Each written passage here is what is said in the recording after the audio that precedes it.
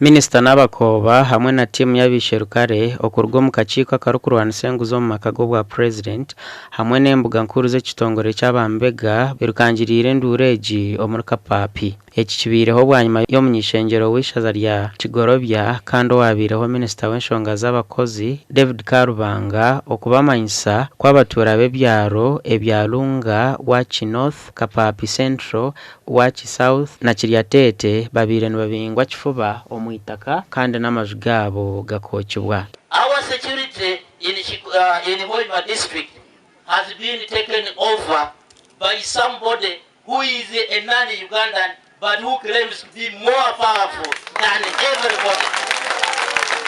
Abana bange bali mu nkono, ente zange bazitwala, nange bange sirina bumbeera.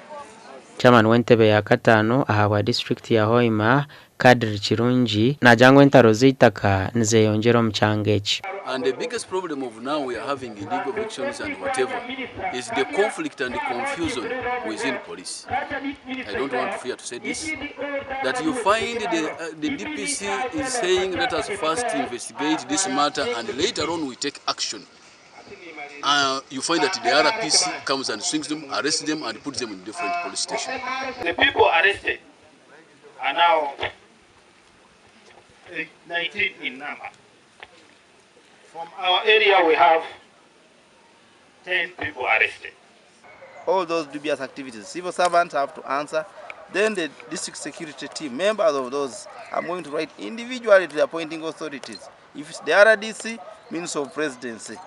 By the way, there is already a form which came, and if it's the RPC, he will go. If it's the DPC, he will go. Let them go to other areas. Hoima is really not going to entertain such a people because they've lost credibility. Aha niho minisita yaragiira byokwerinda okugarura abantu omu itaka lyabo kandi n'abakomiirwe barekurwe.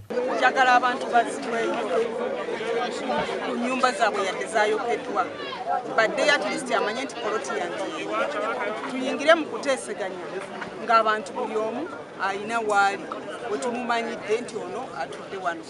Ntambudde okwetegereza kubanga kyembadde njagala okwewala kwe kuŋŋamba nti tewabadde mayumba gwabadde muddo nga buli omu ava gy'avudde n'atwala yente kyekintutteyo naye ngenza okulaba nga waliyo homestead z'amaka ageetongodde agawerako kati kabadde yadde gayokeddwa tegakyaliwo naye ati distori abeere ku poloti. Minisita Hoima nabwo yagira ngu nibaza kugeraho akakiiko akariije okusitamisa embazo zombi okureeba okuba aragarurireho obusingi. Bwandagidde RDC ne DPC okugoberera ensonga zino ne kooti basobole okulaba abantu bano bayambiddwa batya kubanga bafuna bbeeyi. Gasha kwa Ambrose niwagaba Katoto.